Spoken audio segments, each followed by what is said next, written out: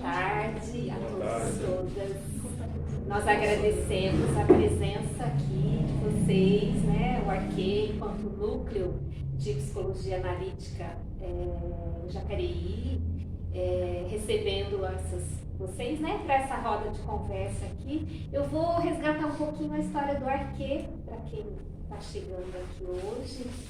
Em 11 de maio de 2018,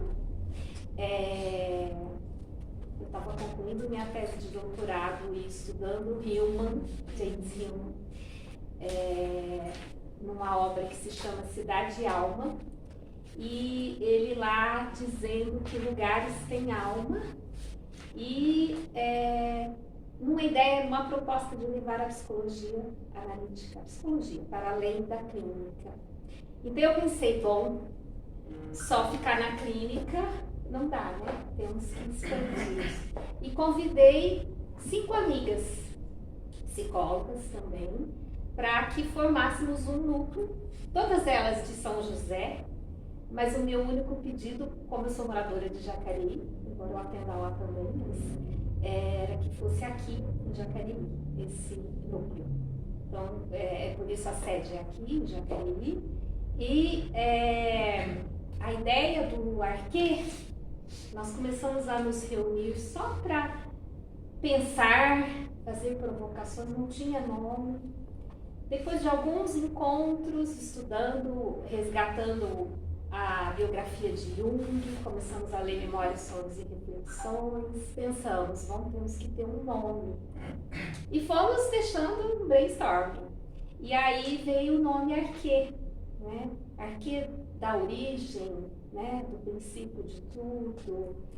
Foi nessa proposta que veio este nome. E desde lá a gente se reúne a cada sexta-feira, quinzenalmente nas sextas-feiras, para um grupo de estudo. Nem todos participam, né? Mas nós estamos estudando agora o livro vermelho de Jung, desde daquela época. A gente veio com Memórias, Sonhos e Reflexões, o livro vermelho, 7 Semanas aos Mortos e agora o livro vermelho. E o núcleo tem essa proposta, né, de trazer convidados, né, de trazer pessoas para rodas de conversa, para reflexões em torno de temas, né, aí do mundo, né, para a gente cuidar também da alma do mundo, da alma dos lugares. Essa é a nossa proposta aqui. Então hoje a gente agradece a presença de todos aqui. Do Arquê nós temos a Marilena, Rafaela, Raquel e Joyce. Temos outros integrantes que não puderam estar aqui hoje. E agradecemos então a presença da Leslie para essa roda de conversa, né? Eu vou apresentá-la, formada em Psicologia Clínica pela Universidade de São Francisco em 1985, mestre em Psicologia Clínica pela PUC em 2017, especialista em Psicologia Junguiana com abordagem corporal no Instituto Sede Sapiense em São Paulo, 1992, especialização em Saúde Pública na IBRADEP, 93, pós-graduação em Psicologia Jurídica na Unileia, em 2022, com 400 horas de cursos diversos sobre violência doméstica, né? E diretora técnica da ONG SOS, ela ficou lá até 2015, isso, Leslie, não é? Estruturando o fluxo de atendimento e possibilitando a mulher ser atendida e encaminhada para sair do ciclo da violência. E 300 horas de atendimento por mês. E foi líder local do projeto Jusces, lançado no início da pandemia, um projeto de atendimento online à mulher de todo o Brasil, por uma equipe multidisciplinar, na qual ela já atendeu mais de 400 casos. E é líder do Comitê de Combate à Violência Doméstica pelo Grupo Mulheres do Brasil em São José dos Campos, atendendo desde 2019 online mais de 40 mulheres. Bem-vinda, Leslie. Obrigada pelo convite, pelo desafio, né, de vir falar sobre essa questão que me traz assim, muitas perguntas, né? Então, o trabalho que eu fiz principalmente durante a pandemia, foi escutar essas mulheres pedindo socorro, né? Todo tipo de pedido, acompanhando, dando suporte para elas e nesse tempo, né, vieram assim, vários pontos de interrogação para entender o comportamento da mulher dentro dessa questão da violência, né? Eu fico feliz que a gente vai ter 3 escutas masculinas, né, que é fundamental para a gente poder entender a violência doméstica, porque infelizmente a gente ainda está num momento em que se coloca a mulher como vítima, o homem como o agressor, né? E não se vai além para entender de fato por que a mulher ocupa esse espaço, por que o homem ocupa esse espaço, e por conta disso é que a gente não consegue alterar esse número que a gente tem tão alto de violência.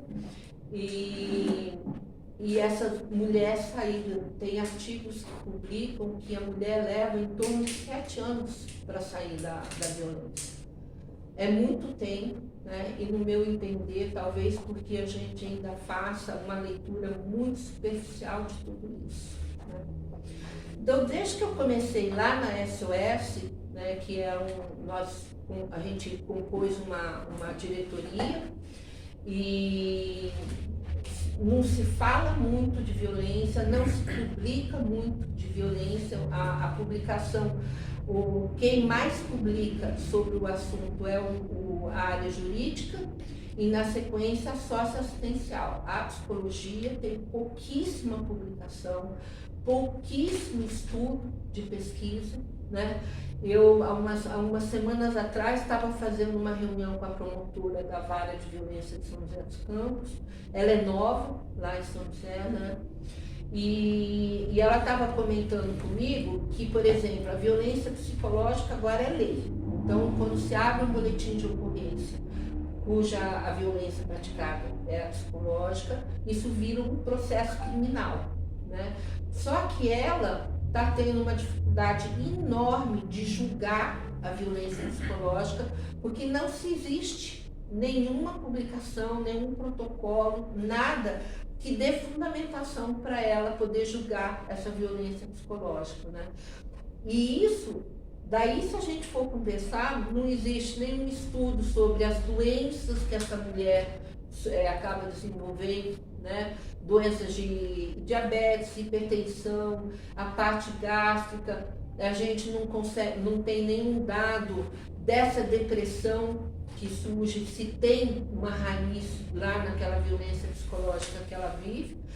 Então, na área psicológica, a gente está muito fraco para compreender toda essa dinâmica da mulher. Aí, quando eu comecei a estudar, eu fiquei igual aquelas barata tonta. Tinha curso, eu me inscrevia para fazer, para tentar entender. A Universidade de Santa Catarina fez muito curso online para você começar a entender o que é essa violência. O Senado também tem muito curso, principalmente para você entender a Lei Maria da Penha, porque ela abarca toda a necessidade da mulher, é uma lei socioeducativa, né? Por isso que toda vez a gente escuta, agora a violência psicológica é crime, a violência física é crime, porque isso, a Lei Maria da Penha, ela não julga, né? Ela só aponta o que tem que ser feito para acolher essa mulher, né? Então, para ter um processo criminal, tem que ir surgindo essas leis, né? Então, veio a lei da violência física, o feminicídio, então tudo isso tem que virar lei para ter um processo criminal, né? E a gente ainda está formulando as leis, né? Não tem tudo pronto. Por exemplo, agora é lei que toda vara tem que ter uma roda de conversa com os homens para tirar ele da violência. A Lei Maria da Penha contempla isso, mas antes não era lei, agora é. Então agora os fóruns são obrigados a se virar para poder oferecer esse serviço. Aí, dentro desses cursos que eu comecei a fazer, eu caí no livro da Simone de Beauvoir, tá? Que hoje até tem outras leituras. Eu estou querendo montar um grupo de estudo sobre o patriarcal, que é uma autora americana, que ela levou 14 anos para escrever esse livro, né? Mas é a Gerda, alguma coisa assim. Eu trouxe o livro, depois eu trouxe os livros para a gente manusear um pouco. E a Simone de Beauvoir, o que eu mais, assim, ela abriu o campo para eu estar pesquisando, e um capítulo dela, que é o que eu trouxe hoje, situa a gente o surgimento da sociedade e o lugar que o homem e a mulher ocupou ao longo desse tempo. Segundo século? É o segundo sexo, e eu peguei especificamente o capítulo que fala sobre a história, né? Então, ela fez ela descreveu como que foi surgindo esse lugar que essa mulher e esse homem ocupou ao longo da história da humanidade. E a minha intenção aqui é fazer uma provocação, tá? Porque a ideia é a gente conseguir começar a pensar como que a gente faria o atendimento dessa mulher aí no sentido clínico, de fato, né? Porque o trabalho que eu faço é um trabalho primeiro de acolhimento, de dar suporte para essa mulher, dar muita informação para ela, né?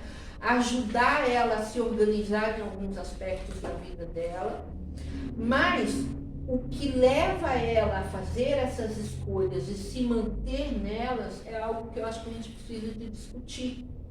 Porque não tem muito, a gente pode entrar na psicanálise e a gente pegar os conceitos que é aplicado a todas as mulheres, né, independente de sofrer violência ou não, mas isso, na minha experiência, eu acho que começa a enquadrar a mulher, e a gente tem que ter um olhar especial, até porque ela está inserida nesse contexto por uma história, por uma educação que ela teve, do lugar que ela tem que ocupar, né? Então eu acho que esse é um olhar diferenciado. Uma vez eu estava conversando com uma professora de uma universidade sobre essa questão, e ela levantou a possibilidade da gente tentar justificar a escolha da mulher pela síndrome de Estocolmo. E eu coloquei para ela que eu não vejo dessa forma, né? Eu acho que a mulher, ela não se apaixona pelo homem para salvar a vida dela. Eu acho que é o contrário, né? Quando ela escolhe esse homem, ela projeta nesse homem todo o ideal que ela aprendeu, que ela tem que ser de mãe, de constituir família e de cuidar dele, né? Então, é mais ou menos por aí. Então, eu vou trazer a Simone de Beauvoir e vou trazer também a Zanelli com o conceito que ela traz do amoroso e do materno, para a gente poder entender um pouquinho como é que é essa dinâmica da mulher, e aí depois eu trouxe um caso, e aí a gente pode entrar na roda de discussão. Não sei se tudo bem. Bom, a Simone de Beauvoir, ela divide o surgimento da sociedade. Ela primeiro traz essa questão da era nômade. Então, o que ela descreve? Ela descreve que é uma época em que você tinha que se manter vivo naquele dia, né? Se ia estar vivo no dia seguinte, não existia esse pensamento, né? Uma época que não tinha ferramentas, instrumentos, então eles tinham que buscar comida e se manter vivos dentro do contexto da época de animais e tudo mais no dia a dia. Então ela descreve lá que ali já se instalam alguns comportamentos e alguns espaços ocupados que a gente reconhece ainda hoje, né? Então ela descreve que o homem ele assume, né, a responsabilidade de buscar alimento para esse grupo que está andando, né, e proteger esse grupo de qualquer ameaça que apareça. E a mulher, ela, por conta dessa questão de ter a maternidade, ela acaba ficando com a função ou de estar grávida ou de estar cuidando dos filhos, né?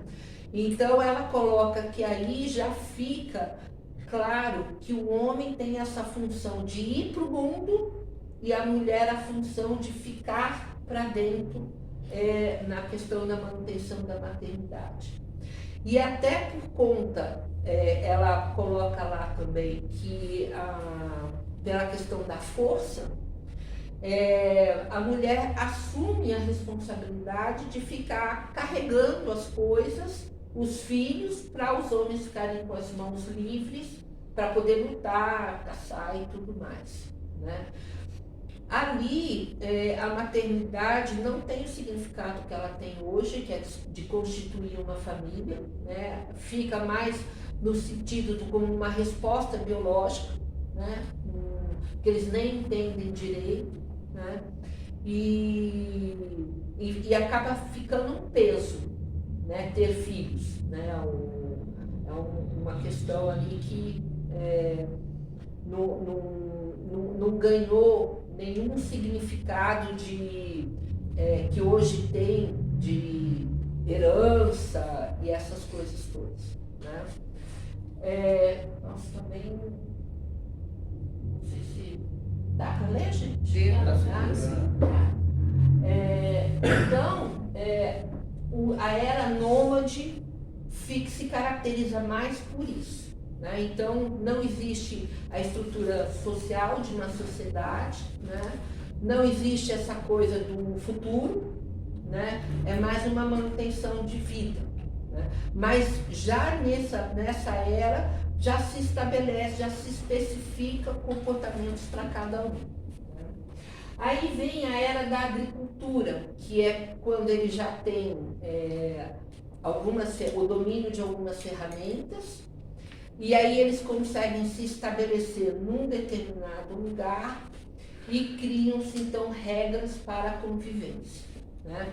Só que a era da agricultura não tinha esse conceito de propriedade privada. Então, era um coletivo que morava numa determinada região e ali se plantava e se cuidavam uns do outro, né? O que fica muito claro nessa época aí que a Simone traz é que a mulher, ela vem como sagrada, porque eles não entendem muito bem por que ocorre a gravidez, né?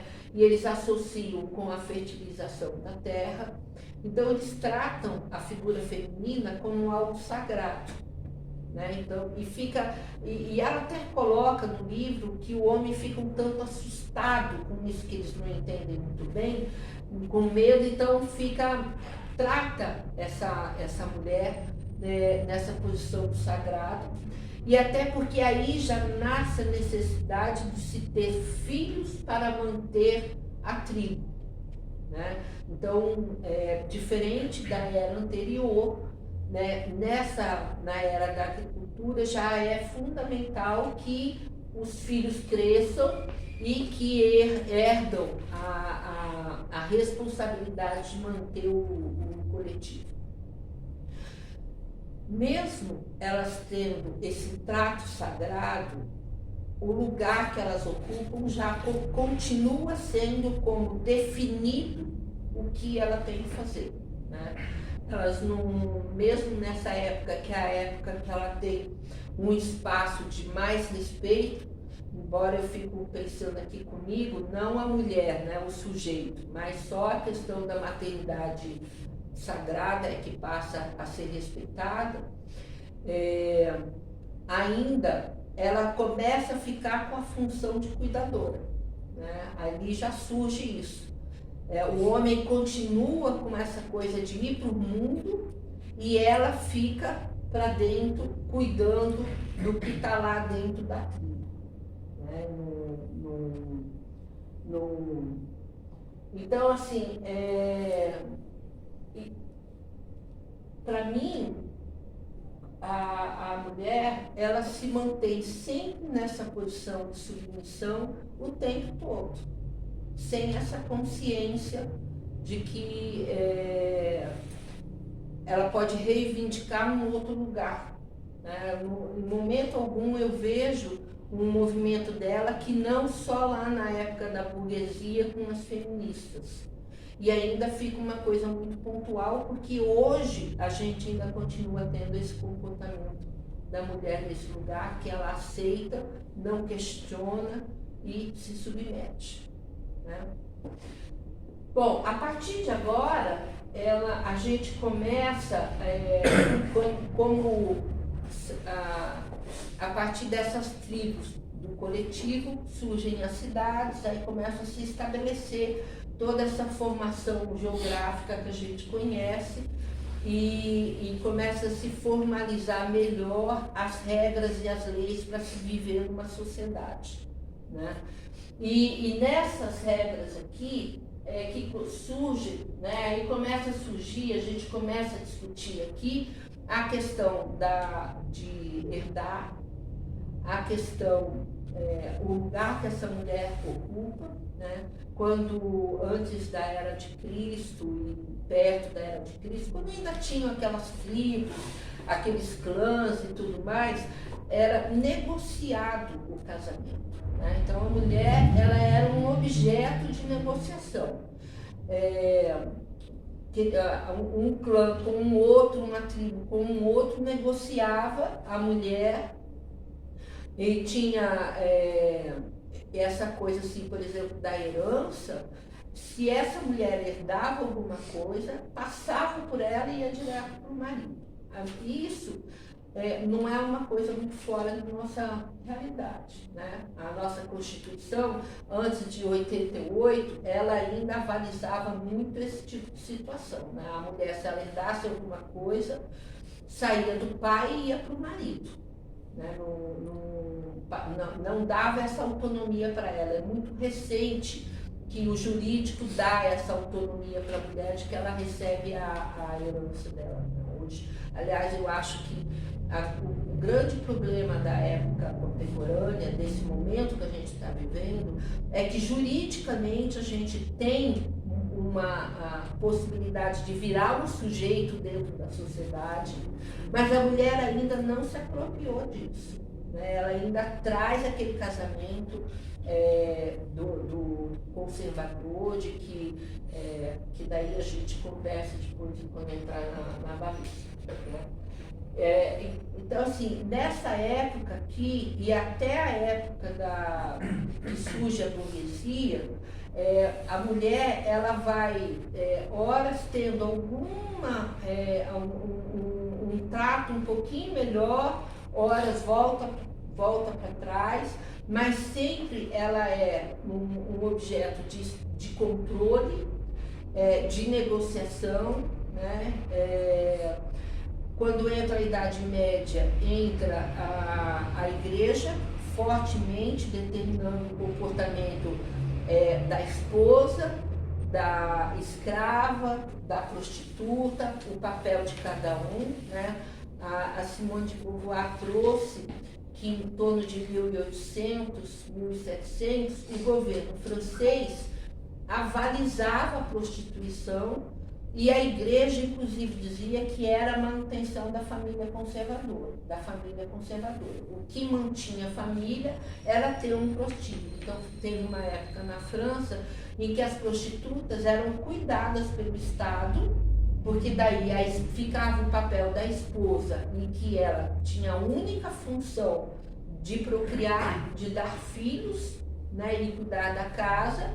E essa separação da mulher, ela existe até hoje, né? Aquela coisa da mulher para casar e da mulher para você sair, para você ter prazer e tudo mais. Até hoje isso ainda existe. O homem ainda olha para a mulher dessa forma e a mulher ainda se deixa ser olhada dessa forma, né? Então, em termos subjetivos, as mudanças são muito lentas, né? E essa é uma questão para mim, porque isso é que alimenta essa questão da violência que a gente vive hoje, né? Bom, quando entra, né, aí é que fala também a questão de como que se faz o contrato para ter a mulher, qual é o papel que a mulher tem que seguir, qual o comportamento, se ela trai, que direito esse homem tem, né, o que ela pode fazer. Isso é muito antigo e perdura. E no nosso, atualmente, tem países que ainda se mantêm com esse comportamento, né? Isso aí não evoluiu nem o cristianismo, né, que veio colocar, né, essa fala aqui do Tertuliano, para mim, assim: mulher és aposta do diabo, persuadistes aquele que o diabo não ousava atacar de frente. É por sua causa que o Filho de Deus teve que morrer.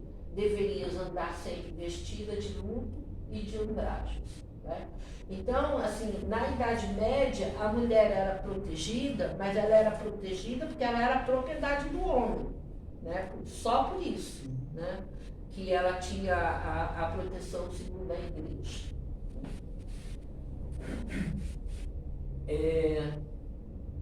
Então, na Idade Média, principalmente na época do feudalismo, em que o casamento era uma ampliação do patrimônio, de terra, de propriedade, né? Então, inclusive até na realeza se fazia isso, né? Esses acordos para ampliar a questão da propriedade do homem, né?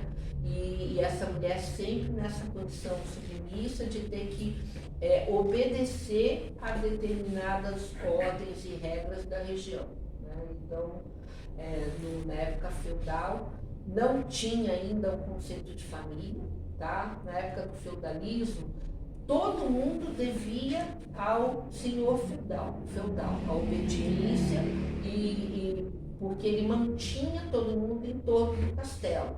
Mas, inclusive nessa época, o filho, a criança era tratada como um adulto pequeno, então não tinha conceito de família.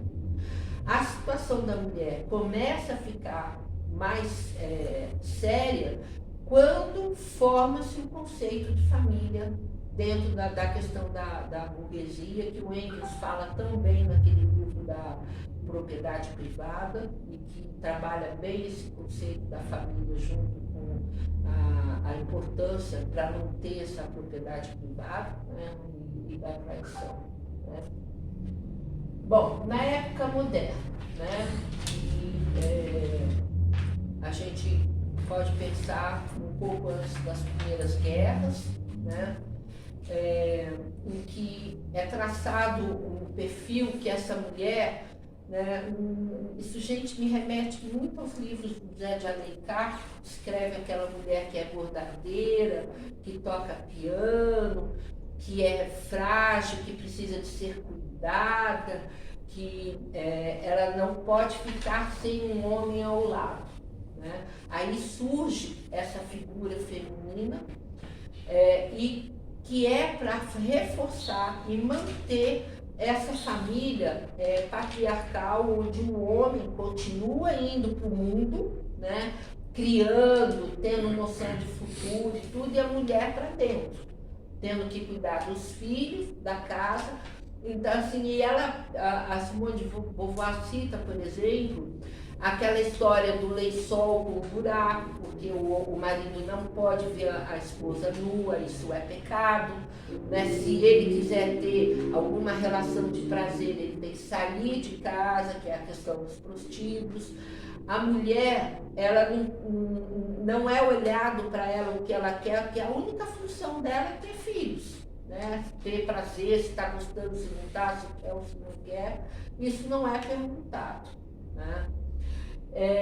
E a questão, depois, mais perto aqui de 1900, vai sumindo a questão do dote e entra no lugar do dote a questão estética, né? Então, que daí a Valesca trabalha muito bem na questão da prateleira do amor, em que a mulher ela passa a ter que ser escolhida pelo homem.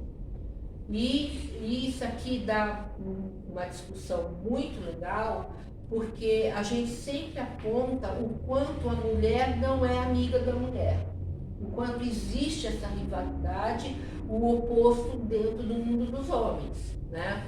E essa rivalidade vem a partir desse momento em que eu tenho que ser olhada pelo melhor partido, né? Então eu tenho que ser melhor do que a do lado, né? Então essa rivalidade surge nesse momento, né?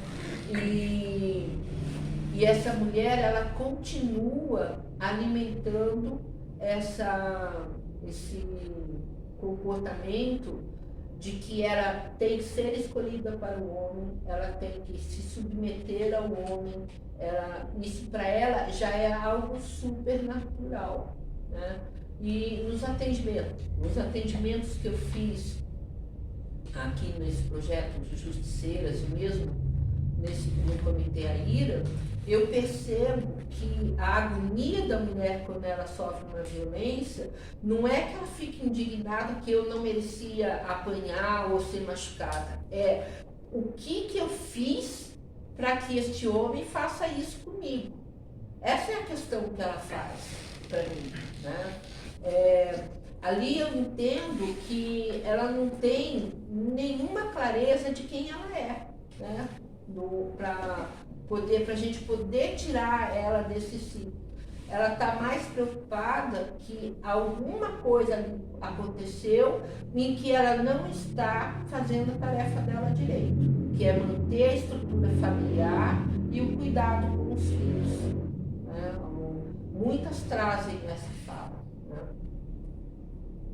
E essa coisa aqui também, o papel da mulher trabalhadeira confundida como mulher fácil, também surge aqui, tá? Porque é uma maneira de controlar. A mulher que trabalha, ela tem um salário, né? Então, ela passa a ser tratada como alguém fácil, que pode sofrer assédio, que não é um bom partido para formar a família. Bom, aí a Valesca vem com um dispositivo amoroso, né?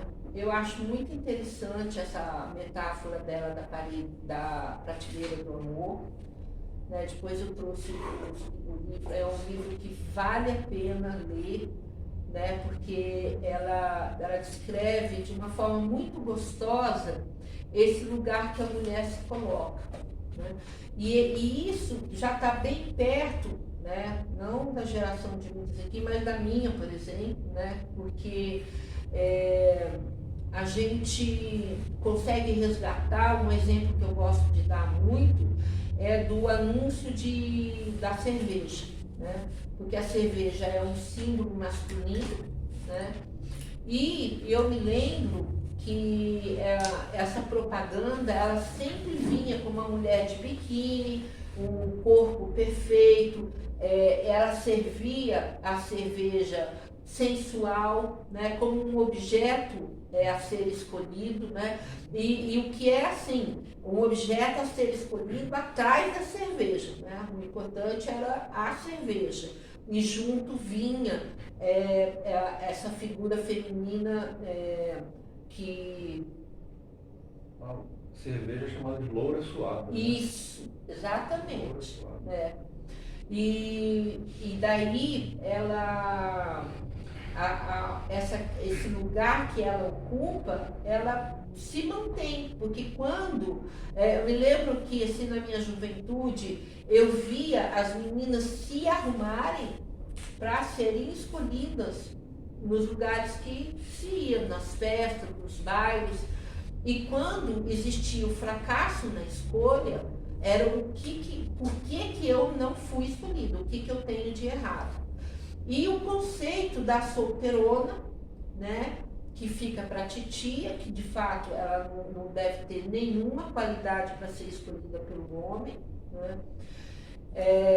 E o lugar, por exemplo, da viúva, que ela tem que ficar dentro de casa, quando ela fica viúva, ela não tem vida, né? E a separada, totalmente discriminada. Isso eu tenho, assim, depoimentos de que hoje menos, mas há 30, 40 anos atrás, com muita frequência, que não se convidavam mulheres separadas para ambientes familiares, porque as esposas casadas viam isso como um risco dela atrair o homem e ocorrer a questão da traição, né? Até porque o tempo todo, né, desde que se forma a sociedade, a traição para a mulher é tratada como um crime. Hoje, embora a lei não admita, o homem socialmente ainda continua praticando e julgando se a mulher trai, e o homem ainda continua com um aval para a traição, né?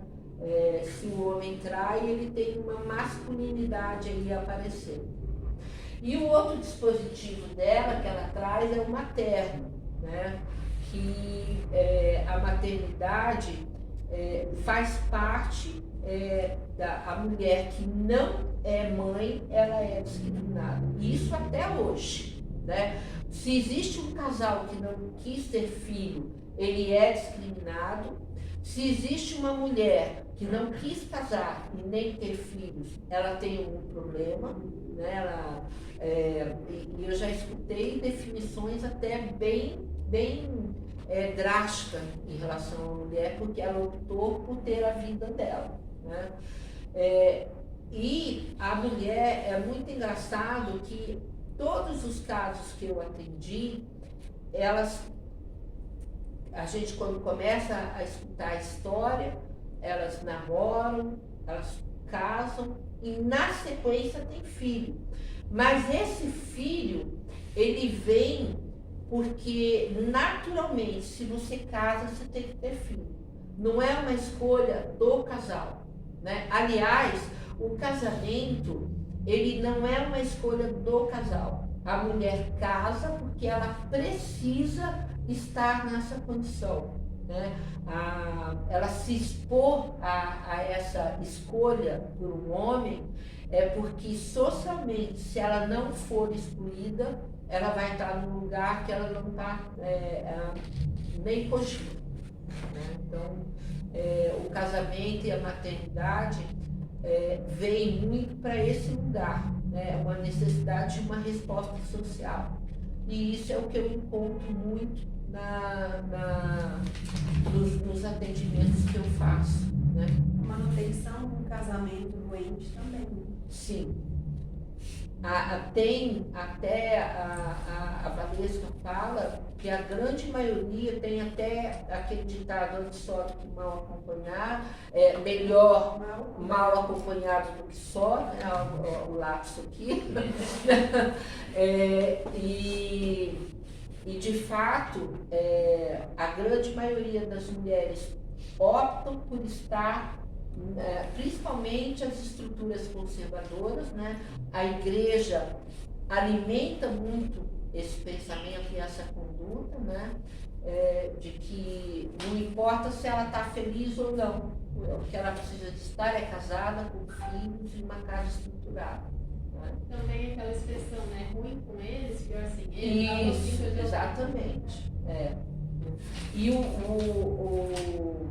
a Valesca faz uma análise legal também por conta disso e dessa necessidade da mulher ser escolhida, o quanto esta mulher transforma o sapo em príncipe.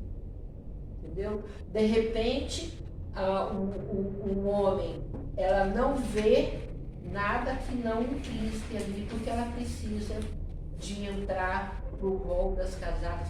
Eu, assim, na minha época, dava 20 anos, já começava a perguntar, tá com um namorado firme, vai casar, não vai casar, já vinha essa pressão, né? A menina nascia uma filha mulher, já tinha o baú Isso. de fazendo o enxoval pro Enxoval, casamento. exatamente. Era essa a ideia, né? Bom, eu estou falando assim porque eu gostaria da gente entrar numa discussão, né? Ficar só falando, né? Aqui eu trouxe umas questões de informação e para a gente começar a provocar um pensamento, né? Bom, a Lei Maria da Penha, como eu falei, ela é socioeducativa, ela não tem o objetivo de julgar. Para que exista processos criminais, precisam de se construir leis para fundamentar a Lei Maria da Penha, né? O fluxo de atendimento da mulher, para que ela seja punida, e isso aqui eu coloquei porque a gente precisa de entender como não é fácil tirar essa mulher do ciclo da violência. A primeira questão, qual é? Essa mulher normalmente é dependente financeiramente desse marido, ela não estudou, tá? Ela não tem uma profissão.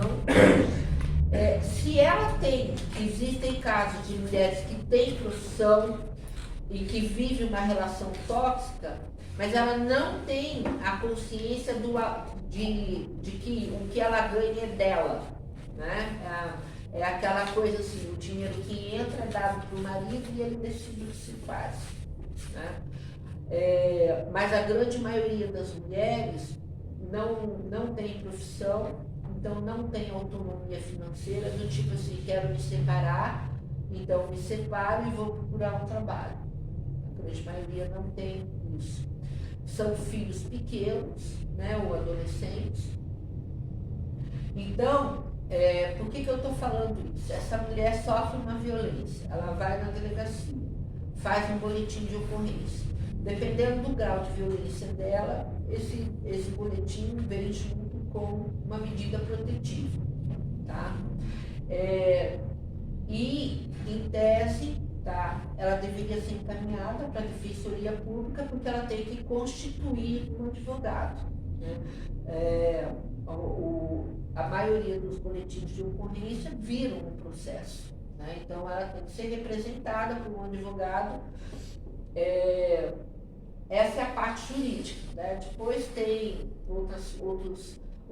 outras ferramentas, que é a Patrulha Maria da Penha, que tem um trabalho específico com as mulheres que estão sob proteção, sob o psicológico, tem o acolhimento e a psiquiatria. Eu coloquei só esses dois porque, em tese, eu não conheço a parte clínica, tá? Não existe. Dentro da política pública isso não existe, né? A política pública oferece a psicologia só para o acolhimento e a psiquiatria para tratar dos sintomas, mas não existe uma proposta de estar encaminhando essa mulher para uma terapia, para uma roda de conversa, uma coisa nesse sentido, né?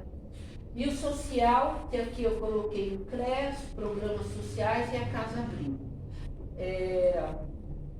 Se normalmente, quando tem o fluxo instalado na cidade, a assistente social faz uma análise de quais programas que precisa de inserir essa mulher. Porque, em tese, uma mulher com medida protetiva tem prioridade à creche. Existe, por exemplo, alguns projetos em que as empresas acolhem mulheres que estão com medida protetiva para elas passarem a trabalhar. A Lei Maria da Penha, quando você está sob a tutela da Lei Maria da Penha, a empresa não pode mandar essa pessoa embora, essa mulher embora por 6 meses, né, até ela se organizar. E essas políticas de gás, de ajuda e tudo mais, a assistente social, de acordo com o que o município disponibiliza, coloca ela lá dentro, né? O CREAS, a princípio, tem uma advogada, uma psicóloga, uma assistente social especificamente para isso, não são todos os CREAS que tem. E a Casa Abrigo, ela tem o objetivo de tirar essa mulher quando ela está correndo risco de vida, né? Então, dependendo da análise que é feita no atendimento, se ela precisar de ir para o abrigo, ela vai, o que é muito complicado, porque esse abrigo ela perde o celular, ela não pode chegar nem no portão, os filhos saem da escola e quando eu acompanhava essas mulheres na Casa Abrigo, tinha uma queixa do tipo, foi ele que me bateu e eu estou presa, né? Porque a Casa Abrigo não tem um trabalho para fazer ela entender que aquilo está protegendo ela, né? É uma coisa assim, tipo, põe ela dentro da casa e esquece, né? Só chega a comida lá e tudo. Não tem, ali já tinha que começar um trabalho para que quando ela saísse dessa Casa Abrigo, ela fosse encaminhada para sair desse ciclo, mas não existe isso, isso é uma tese, né? Então não funciona, né? Bom, aqui eu coloquei o seguinte, hoje, uma questão que eu formei para mim, por que o número de violência está tão alto hoje, né? E por que essa mulher não sai da violência, do ciclo, né? Ela se mantém. Eu atendi mulheres no Justiceiras, eu tenho um caso no Justiceiras assim, que me fez assim, eu preciso de entender isso, porque ela se pôs na linha da morte, né? Quando eu a atendi, ela tinha apanhado do marido, aí conversando com ela relatou para mim que 2 anos antes ele tinha pego ferro, tinha batido na cabeça dela de uma tal forma que ela ficou 40 dias internada no hospital e ficou com sequelas neurológicas, tá? Aí eu comecei a investigar, falei, tá bom, você foi atendida por um CREAS? Assim, fui. Você saiu de casa? Saí. Fui para casa do meu irmão, mas 3 meses depois ele chegou para mim e falou, não posso mais ficar com você, né? Porque nem é uma coisa paliativa, né? Ela tinha que ser encaminhada para outras políticas públicas. Aí o que ela fez? Voltou para o agressor, né? E aí já tem uma pesquisa que diz assim, começam-se as violências, primeiro, quando sai da psicológica para a física, a primeira violência física tem um tempo. Da primeira para a segunda vai diminuindo e assim o tempo das agressões vão diminuindo. Dependendo, tem um artigo publicado que diz assim, 83% dos homens são possíveis de serem reabilitados, né? Existem vários projetos em que a proposta dessas rodas é quebrar esse comportamento machista e patriarcal do homem e aí quebrar esse ciclo de violência. 17% dos homens não têm essa condição e são os que vão para a linha do feminicídio. Então tem um formulário, o jurídico, o setor judiciário do Brasil está construindo um formulário, mas tem um internacional chamado FRIDA. Quando você aplica nela, esse FRIDA na mulher, você consegue identificar aonde que ela está em termos de risco, né? Então tem perguntas do tipo assim, o agressor quando era adolescente chutava animal? Se sim, uma grande chance dele matar essa mulher, entendeu? Então assim, é um formulário estruturado, vindo de 3, foi a ONU que estruturou esse FRIDA, pegou como referência Estados Unidos, Canadá e acho que Inglaterra, né? Aí a gente pega e essa mulher volta para esse agressor, ela tem noção disso. Eu até trouxe um livro que é um conceito novo que a gente está tentando ver se justifica, que eles chamam de desamparo aprendido, que vem a partir de uma experiência lá na década de 60, em que eles colocaram cachorros dentro de uma caixa e o chão da caixa dava pequenos choques. Uma caixa tinha uma alavanca e o cachorro saía. A outra não tinha alavanca. O cachorro ficava recebendo choquinhos na pata. A partir dessa experiência, o que eles perceberam? Que o cachorro se acostumou com os choquinhos na pata. Então, eles estão querendo trazer esse conceito de desamparo aprendido para começar a explorar um pouco se essa mulher que está dentro dessa relação de violências, né? Porque quando chega na física, ela já passou por todas as outras, né? Ela se acostuma com isso e tem essa dificuldade de entender que ela pode bater a mão na alavanca e sair. Né? Isso é um dos conceitos que tem grupos tentando ver se entende por que essa mulher continua nesse ciclo da violência.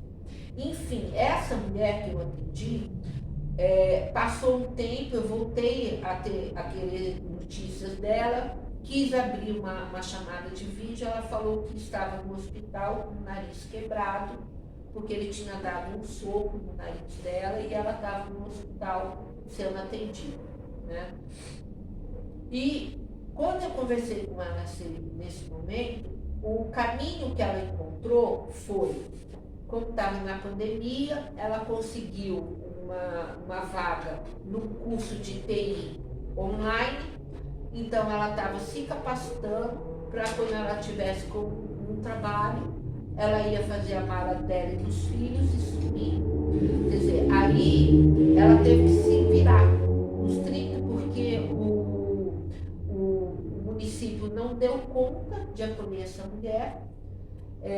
Ela teve que continuar. Se ela conseguiu sair, não falei com ela mais, que bom, senão ela tinha uma chance muito grande de ser morta.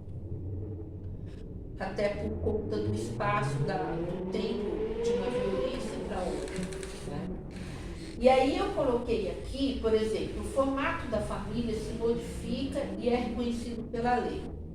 Se a gente está trabalhando um conceito de família, que é o hétero, né? O homem, a mulher e os filhos, a mulher dentro de casa e o homem saindo para trazer os proventos, hoje em dia esse formato não existe mais, né? Nas gerações mais novas.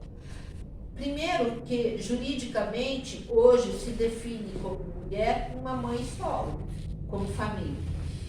Hoje já se define família uma mãe com seu filho, 2 homens juntos, 2 mulheres juntas. Então hoje a definição de família para o jurídico modificou completamente, né?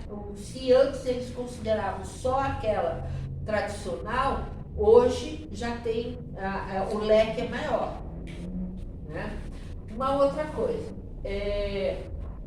na mídia, né, o lugar que a mulher ocupa muda. Essa propaganda, por exemplo, da cerveja, hoje é a mulher entrando, comprando a cerveja, sentando na mesa sozinha e tomando a cerveja, né?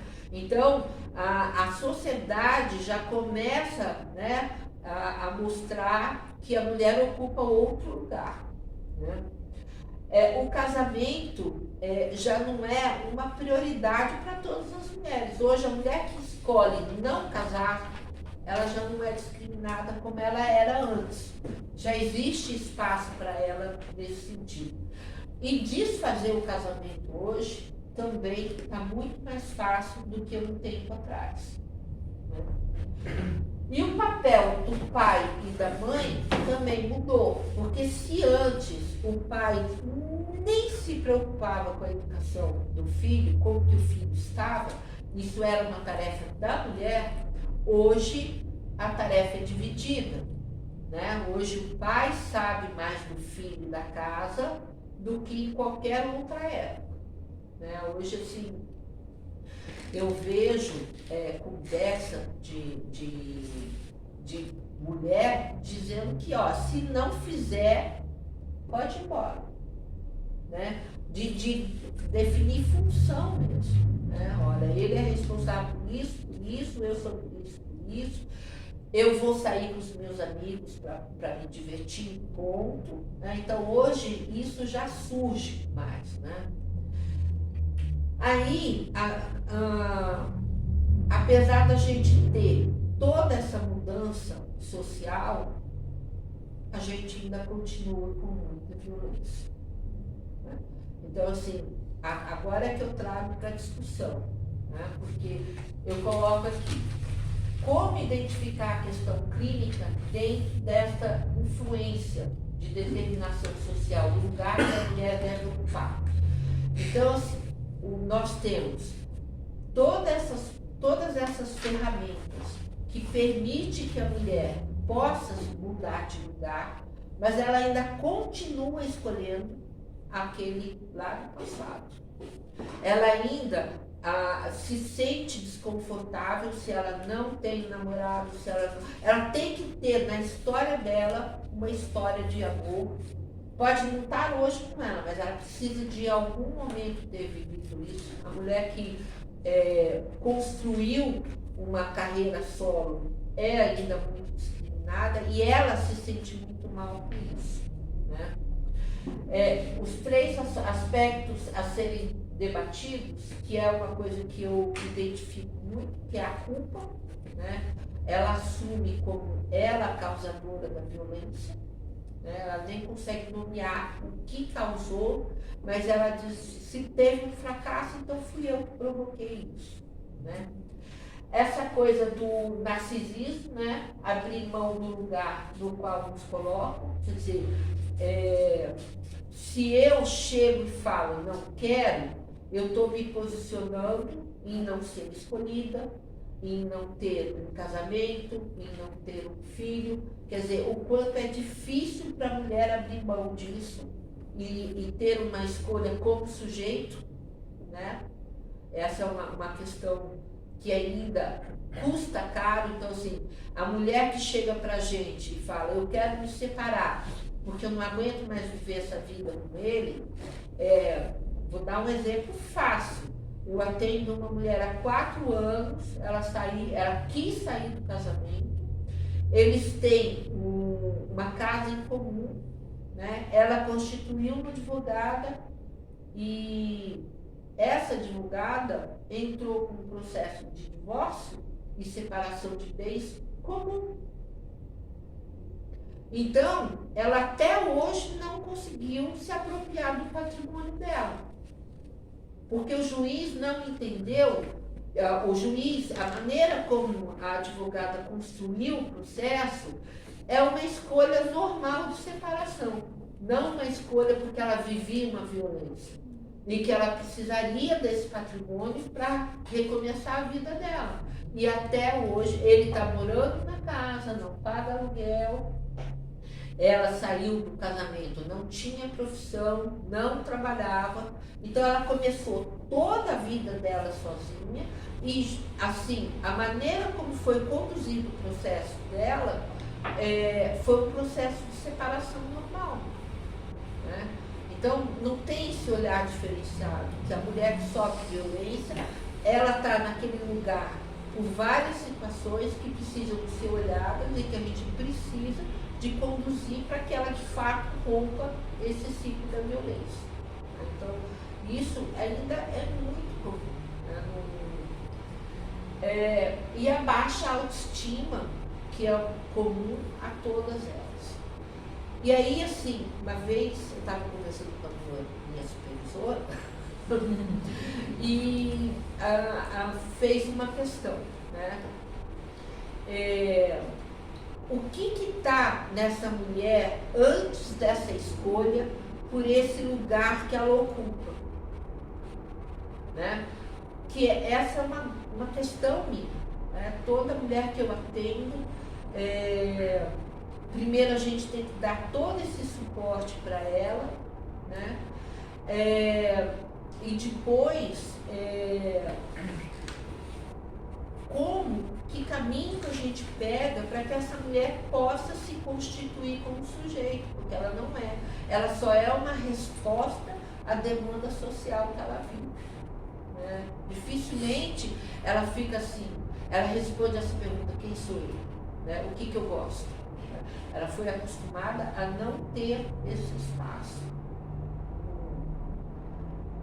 E aí eu trouxe um caso, né? Essa paciente, ela autorizou que eu passasse o áudio dela, tá?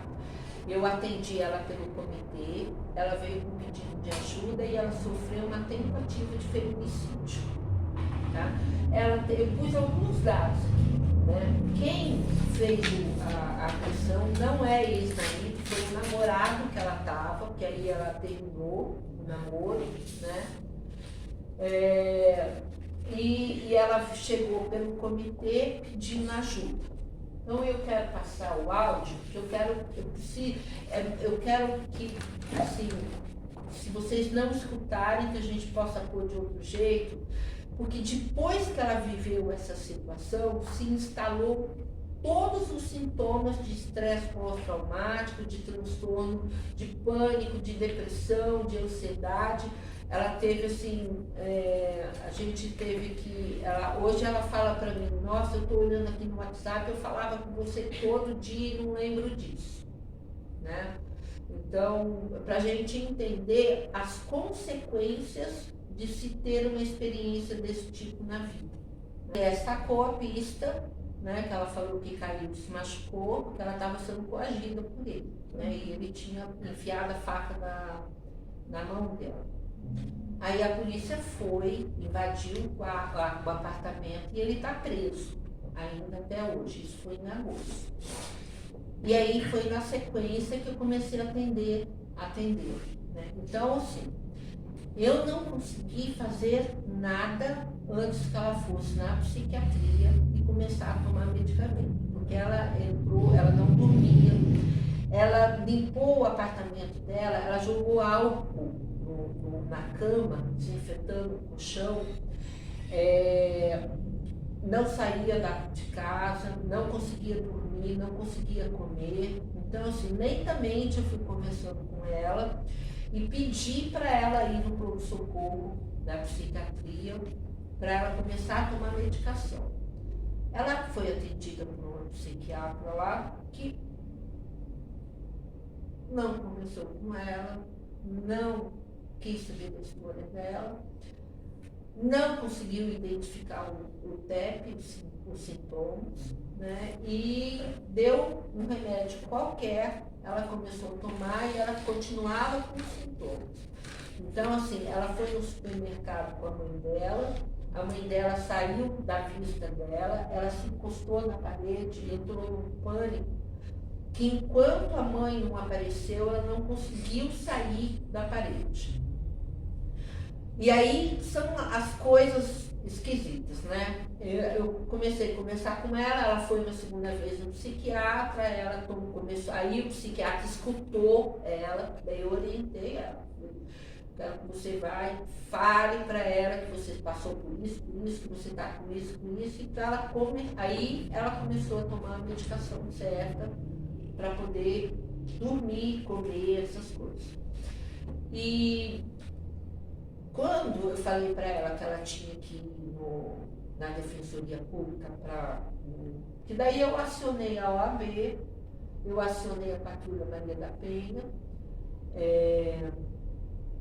e quando chegou na Defensoria, pasme, quem pega os processos de violência doméstica é um homem. Por que eu estou falando isso? Porque ela entra em pânico e fica paralisada se um homem chega perto dela. Quando ela foi na Defensoria, esse advogado quis dar um abraço nela. Então ela entrou em pânico. Né? O que permitiu que ela continuasse lá é que ela estava junto com 2 advogadas da OAB. Tá? Aí, nessa reunião com a promotora, eu conversei do caso dela. Quando a promotora viu o processo, não deu para enquadrar esse processo em tentativa de feminicídio, porque o relatório que o ML fez sobre o machucado da mão não justificou como não achar a faca, essas coisas todas. Então, o que ia acontecer? Ele ia sair da prisão. E quando ela ficou sabendo disso, ela entrou em pânico. E nós começamos a trabalhar, então, que ela ia ter que sair daquele endereço. Ela não ia poder continuar lá. Né? E para ela fazer isso, a gente começou a trabalhar a questão do empoderamento financeiro dela. Que ela trabalha, ela tem um ateliê de costura junto com a mãe dela. Então a gente começou a fazer projetos. Nisso ela conseguiu entrar numa rotina, conseguiu dormir, começou a comer, começou a trabalhar, os sintomas sumiram todos, o único que ela ainda tem pouco é o contato com o homem, a aversão. Ela ainda está tomando a medicação. E hoje ela cogita comigo assim, se eu preciso mesmo sair da cidade. Né? Os últimos atendimentos que a gente fez assim, será que eu consigo me proteger mudando de endereço? Né? Porque é muito difícil para a mulher ter que largar tudo da cidade, mudar para outra cidade em função disso. Né? Eu trouxe esse caso porque, por exemplo, agora ela começa a se questionar por que ela faz essas escolhas. E daí ela relata algumas experiências na relação dela com a mãe e com o pai. Né? Que ela começa a trazer situações da infância e da adolescência relacionadas que podem justificar ela não ter enxergado e ter entrado, porque ela teve 2 casamentos, então ela teve uma relação tóxica, ela não teve violência física, nada disso, mas não foi. Se a gente pensar em cima de tudo que a gente conversou aqui, a gente vai considerar assim, um casamento normal, entendeu? Dentro do padrão da definição de conservadorismo, teve filho, que isso e aquilo. Hoje ela começa a se questionar sobre essas escolhas. Né? Mas essa ferida, essa experiência que ela teve, porque ela conta para mim que logo que ele foi preso, ela estava na janela do quarto da área de serviço, e que ela, por um momento, ela pensou que a solução para ela seria pular. Ela só não pulou porque ela levantou o olhar dela e deu de cara com uma vizinha de apartamento. Eu acho que essa vizinha pôs ela na real, né? Ela não estava respondendo, ela estava indo na angústia dela, da experiência dela, que daí ela desistiu. Ela falou assim, que alguma coisa estava falando para ela pular. Né? E eu, assim, eu vejo uma possibilidade muito grande dela se empoderar, tomar conta da vida dela, mas foi uma situação muito traumática para ela. E assim, a questão que eu coloco para a gente abrir essa roda é que a gente não tem discussão de atendimento clínico nesse sentido. Né? O que fazer com essa mulher? Porque não tenho como, em muitos momentos eu dei a receita para ela. Falei, olha, agora você vai fazer isso, porque ela estava totalmente desnorteada, a memória dela foi afetada, a capacidade dela de tomada de decisão foi afetada. E ela vive com um filho autista de 13 anos que presenciou tudo isso. Né? Então, assim, eu trouxe esse caso para a gente entender que a mulher que passa por isso, e assim, aqui, ela passou uma vez. Agora ela está mais segura, porque A promotora segurou o agressor mais tempo, ele ainda continua preso, né? Então ela está se sentindo mais forte agora, né? Mas e aquela mulher que eu atendi, que está há mais de 10 anos vivendo uma situação como essa, né? Então é algo para a gente discutir essas questões que agora funciona. Obrigada, Leslie. A gente continua, né? Vamos lá. Fiquem à vontade para ir lá tomar um cafezinho, tem chá, suco, né? Parentes aqui, fiquem à vontade. A gente não vai fazer uma pausa, vamos seguir, né? Mas fiquem à vontade para circular. Né? Fica todo mundo num silêncio, porque Posso choca, fazer né? uma pergunta?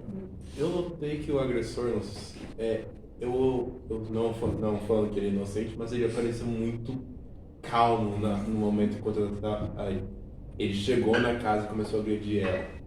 Isso pode ter alguma relação à psicopatia? Ele estava drogado? Ele estava drogado, ele faz uso de droga, e assim, o que ela relatou é que ele planejou isso, né? Teve uma rejeição por parte dela, dos namorados, ela falou para ele que não queria nada com ele, né? E ele ficou muito revoltado porque ela não aceitou o presente, a flor que ele mandou. Então ele planejou, ele pegou a faca, afiou a faca na barbearia que ela cita para a polícia, né? E ele mandou um recado para ela, falou, eu vou aí para te matar. E ele mandou uma carta da prisão para ela, dizendo assim, que ela não é de ninguém, não é dele, não é de ninguém. Isso é uma fala de quem pode repetir o movimento, né? Peraí, ele mandou uma carta pra ela na Da prisão? prisão. Nossa. Não foi só uma, ele mandou muitas para ela. Não tem tipo, uma restrição? Não, eles podem mandar carta. Até é um material importante, né? Não pode ter restrição porque ela está sendo comunicada, né? Olha, eu vou fazer isso e vira material. Ele na verdade está produzindo material contra ele. Boa. Mas Né? essas cartas são ameaçadoras? Não no sentido assim, eu vou te matar, mas ele coloca frases que dentro do mundo da violência doméstica a gente reconhece como ameaçadora. A frase "você não vai ser de mais ninguém, só de mim" é tremendamente ameaçadora, né? Olha, sua vida só representa comigo. E recorrente, né? Muito, Que vai tem muito isso. e que no mesma futuro vai ter sucesso, né? Agora foi uma tentativa, no futuro vai ter um sucesso. E isso é outra questão importantíssima, né? Se você não for de mim, você não vai ser de ninguém mais. Que se fracassa na primeira, volta para dar certa coisa. Eu acho que ela só não morreu porque ela estava preparada, né? Antes dele ir para lá, que ela mora do lado da casa da mãe. Ele pensou que ela estava na casa da mãe, que é onde está o ateliê. Quando ela fala para a polícia que ele quebrou o vidro na casa da mãe, é porque ele pegou uma pedra e jogou para quebrar, para invadir a casa da mãe. E quando ele viu que ela não estava lá, ele foi para o apartamento. E nisso, quem estava lá na casa da mãe ligou para ela avisando que ele estava. Então, assim, se ela tivesse sido pega de surpresa, eu acho que ela teria morrido. Mas como é que ele entrou no prédio? Ele esperou o portão da garagem abrir e ele invadiu. E essa é outra questão a ser discutida, porque a portaria falou para o síndico e ainda tem essa cultura, não vou meter a colher, porque tinha que ter chamado a polícia imediatamente. E eu entendo que a polícia foi rapidamente lá, porque ela deu a deixa para a policial de que ela caiu e se machucou. E a policial sacou que foi ele que atendeu o telefone Então, ela entendeu, conseguiu construir o cenário, né? Mas acho que a grande maioria não sabe nem o que falar, nem o que fazer, nem em pensar na estratégia. Como vinha aquele negócio do X, na farmácia, aquela coisa lá. E o engraçado é que ela relata que ela teve uma ameaça muito violenta da parte dele e ele forçou ela a ter sexo. E ela se sente muito culpada porque ela fala que cedeu. Entendeu? Quando demorou. Não reconheceu como estupro, Não, né, Leslie? demorou muito tempo. Depois, quando ela conversando comigo, que eu comecei a apontar para ela, é que ela teve uma hora que ela virou e falou assim: nossa, eu fui estuprada. Foi. Né? Porque até então ela tinha uma culpa muito grande porque ela tinha cedido. Então, Mas a gente também percebe que as leis, elas demoram tanto, assim como foi do ponto de vista do DML, né? Como não é especializado, deixa essa mulher assim, aos 45 do segundo tempo. Se ela não está realmente à beira da morte, não se toma uma medida. isso infelizmente ainda acontece. Por quê? Por exemplo, se a gente vai num lugar, se essa mulher vai num lugar como a Casa da Mulher Brasileira, em que todo mundo que respira aquele ar estudou a violência doméstica, vai entender diferente. Entendeu? Agora, o IML que atende todo mundo, né? A delegacia ela é muito problemática no atendimento, essa é uma queixa real de todo lugar. Né? Não faz a leitura subjetiva das coisas que estão acontecendo. Né? Nem tempo hábil, né? Leslie, e para além de tudo isso, né, porque esse é o contexto que você fez, esse histórico muito interessante, né, de onde vem, né, como é que é essa questão da mulher, né, no mundo, né, na sociedade, e aí nos apresenta isso, né, o caso dessa, né, impactante aí para todos nós, com certeza. E trazendo essa provocação, que é o título desse nosso encontro, que são as impossibilidades, né? As possibilidades e impossibilidades de ação da psicologia. Né? A gente conversa muito sobre o seu trabalho, né, Leslie? Então, vou te acompanhando e fiquei pensando o quanto foi importante o seu papel nesse tempo todo, né, de acompanhamento a essa pessoa. Então, o que é essa sua indagação de entender ou de talvez se colocar, porque eu senti isso, né, uma impotência enquanto psicóloga de atuação, né? Mas eu vejo que você teve uma potência. Foi muito importante o seu papel, né? Eu acho que pontualmente foi, mas ela corre o risco de repetir essa escolha de novo. Eu acho que a gente precisa aumentar um pouco mais, ampliar um pouco mais essa provocação. Qual é a função, a gente falando de uma psicologia analítica, do SET analítico, né? Qual a função do SET numa situação dessa? A gente está falando de um acolhimento inicial, sim, que você deu um período, né, enorme, a reconstrução de uma imagem, que ela vai ter que reconstruir essa imagem dela, que ela está totalmente sem imagem nenhuma, né? A gente pergunta, por que queimavam as bruxas? Né? Por que as bruxas eram queimadas? Era para destruir uma imagem, né? A nossa consciência ela se referenda sempre a alguma imagem que pode existir, que tem a possibilidade de vir, né? Então as bruxas eram queimadas com esse propósito, né? E no caso da queima às bruxas, né, lá da Inquisição, né, tem o livro Martelo das Feiticeiras, que fala, inclusive tem o Carlos Baiton fez o prefácio deste livro, né? E este livro é a tradução do, acho que é Maleus Maleficarum, não sei se é este o nome, que era o guia dos inquisidores para poder encontrar as bruxas, né, os hereges, mas especialmente as bruxas, e tinha ali como se devia torturar essas mulheres para poder conseguir a confissão, mas era certo, né? Só porque elas eram mulheres e o feminino era assustador, quebrava os paradigmas, né? Tem um filme que se chama Silenciadas e que mostra isso. Eu vou apresentá-lo, estou com ele fresquinho, no próximo cine da SBPA, 28 de novembro, vocês já estão convidados. Ele traz, né, um grupo de mulheres, de jovens, numa aldeia de pescadores, e que chegam os inquisidores e eles fazem de tudo para que elas sejam incriminadas, né? Porque faziam o sabá, né? Que fácil de incriminar. muito, mas não tinha que, na verdade, não se buscava indícios nenhum, né? Eles construíam a história de uma forma, né? E aí as mulheres eram capturadas, né? Uma ficava contra a outra, né? Eles faziam esse jogo todo, né? E ainda a gente tá nessa coisa. Por que a mulher fica, né? Porque é uma coisa meio contagiante.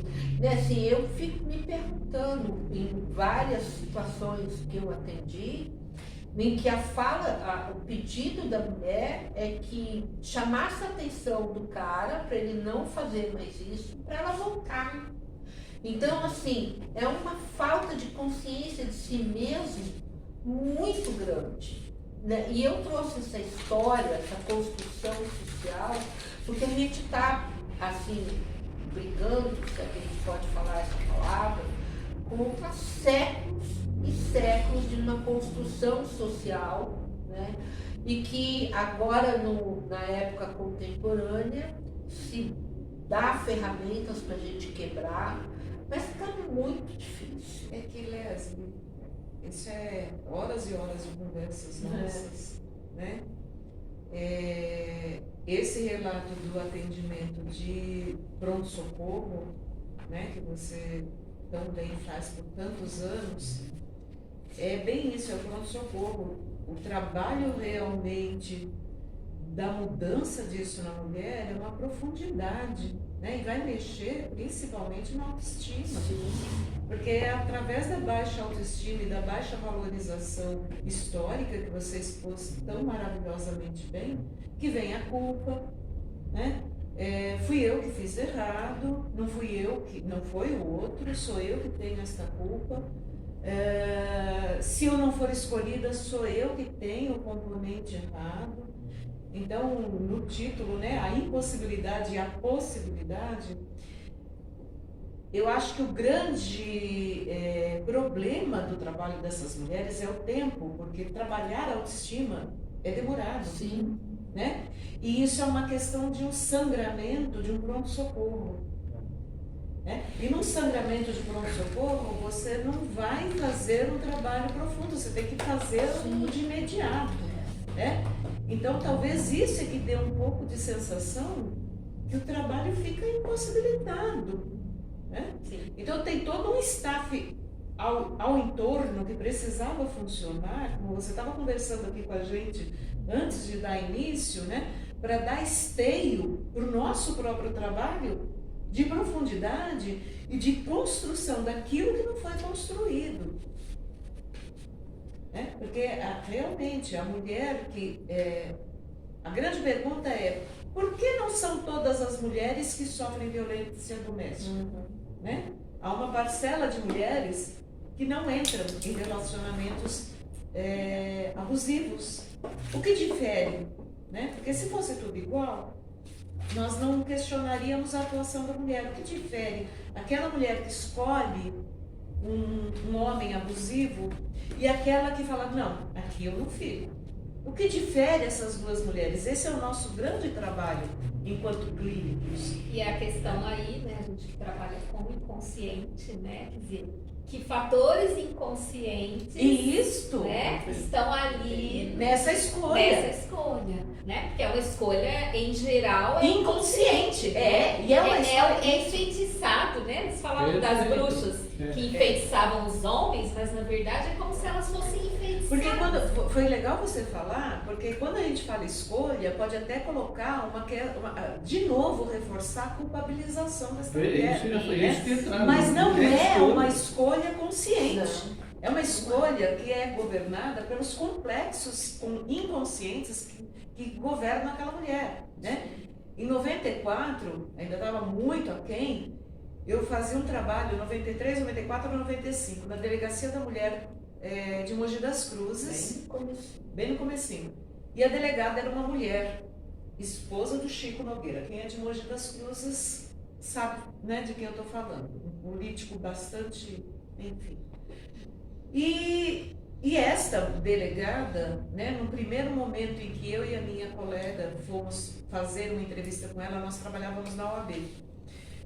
Ela falou assim, mas também essas meninas, né, são estupradas, mas também sai uma sainha deste tamanhinho aqui, né? E assim, a gente estava diante da delegada da delegacia da mulher, né, fazendo aquilo. Então, são complexos inconscientes que fazem aquela mulher se expor a um perigo e a uma escolha inconsciente, né? E o nosso trabalho é ir na desconstrução desse merecimento, que elas se acham merecidas daquele sofrimento. Sim. Mas eu acho que o mais importante, gente, quando você fala, Zé, como que está acontecendo quando essa pessoa chega com a gente, é aumentar essa pergunta. O que esse setting vai precisar suportar? Se a gente não conseguir um espaço de suportação, que vai além do acolhimento, né? Ela precisa ter uma referência de uma imagem dentro do setting que é possível. Né? Porque a gente fala que a unilateralidade é uma crime cisão, né? Corpo e alma. Quando a pessoa está qualquer um dos opostos, não existe essa. É como se o eixo axial tivesse totalmente rompido. Né? Ela fica presa num lado só. Então a construção, saber que a gente está ali e que o SET está fazendo o papel dele, é mais fácil. Até a gente como clínico fala assim, não, eu sei que eu estou passando aqui. Né? A gente precisa ser quase que um espelho para ela se refletir. Né? E o clínico não cair, a clínica, né, o profissional da psicologia clínica não cair no risco de achar que vai ensinar, por exemplo, fórmulas. Sim. Né? Porque assim, o atendimento urgente, esse atendimento urgente que você faz precisa mesmo ensinar, precisa ser prescritivo. Olha, faça isso, faça aquilo outro. O clínico já não. O clínico vai na contramão disso, porque ele tem que ajudar esta mulher a ela encontrar esses caminhos para depois não repetir mais. Né? Eu comecei a olhar para essa questão quando eu trabalhava na SOS, em que a gente fazia 300 atendimentos mês e foi criado o fluxo que essa mulher passava pela psicóloga, assistente social e pela advogada da SOS. Mas o que a gente observou é que nenhuma fazia vínculo terapêutico. Né? Então, foi uma questão que a gente colocou, a gente conversou, as psicólogas, elas não voltavam.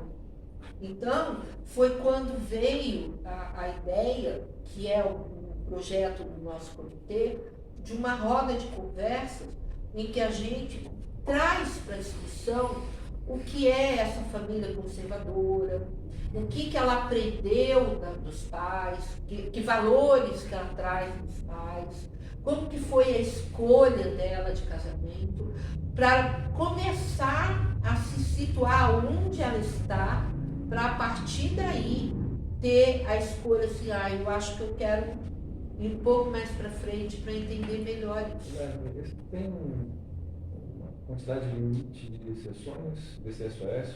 Tem. Agora não existe mais, mas a máquina pública não consegue suportar o que a gente estava fazendo na época é o seguinte, a gente estava fazendo parceria com consultórios de psicologia que fazia 2 atendimentos sem cobrar. Daí a gente encaminhava essa mulher para esse consultório, porque isso não dava para fazer lá. Mas o que a gente percebia é que ela ia no primeiro atendimento e o que ela queria escutar era isso. né? Nós vamos falar com o seu marido, isso e aquilo. Ela não se dava conta dela nesse contexto todo, né? Você trouxe uma palavra que é tremendamente importante nesse contexto da possibilidade de um trabalho analítico com a mulher violentada, né? O vínculo. Porque o vínculo com aquele que a acolhe, né? Seja uma psicóloga, um analista, na maioria das vezes é o primeiro vínculo saudável que aquela mulher tem, né? Porque uma mulher que está violentada no contexto doméstico, se você vai abrindo um pouco mais a história dela, isso que você trouxe no seu slide, né? Ela também é violentada na família estendida, né? Ela também escolhe amizades que a violentam, ela também escolhe outros relacionamentos, e aí você vai abrindo, você vai verificando que é uma vida de vínculos violentos, né? E o vínculo analítico traz isso de um trabalho muito importante. É o primeiro vínculo saudável, respeitoso, amoroso, acolhedor, com tudo que tem de amorosidade, né?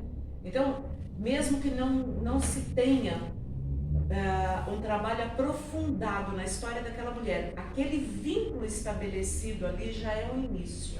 Que ele é Esse vínculo, desculpa, a pode questão falar. é que para esse vínculo, dependendo da pessoa, demanda tempo. Algumas estabelecem um vínculo na segunda, terceira sessão, outras vão precisar de 10, 15 sessões para estabelecer o vínculo. Sim. Se há uma limitação de quantidade de sessões que precisam ser cumpridas, esse vínculo pode nunca ser Eu acho que no serviço público eu não vejo esse trabalho analítico, Luiz, né?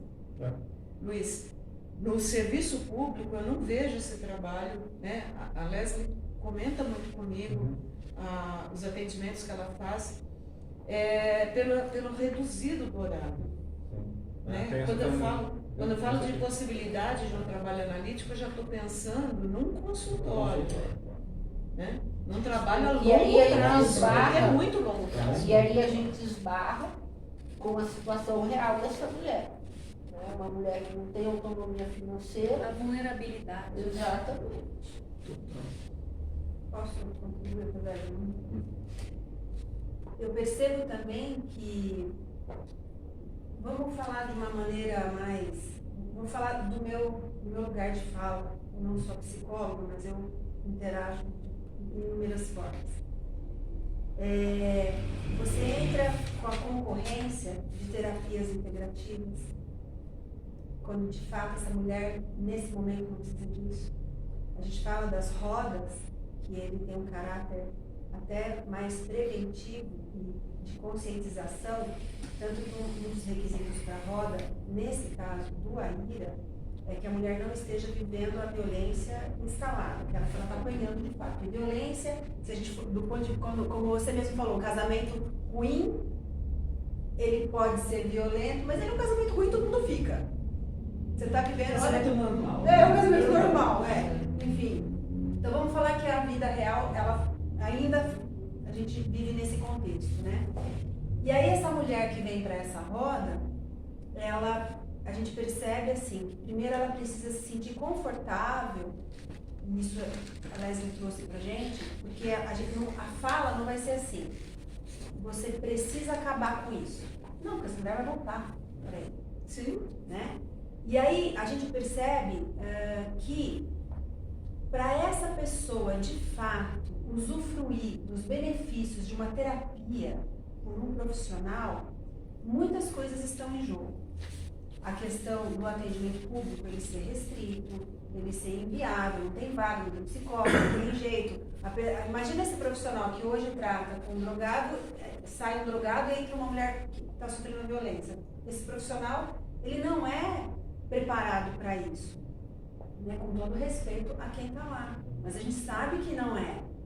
Então, esse tratamento, mesmo que curtinho, ele é ineficaz, porque não consegue descobrir e nem acolher e nem gerar minimamente esse vínculo que vocês estão falando, para que esse tratamento continue, né?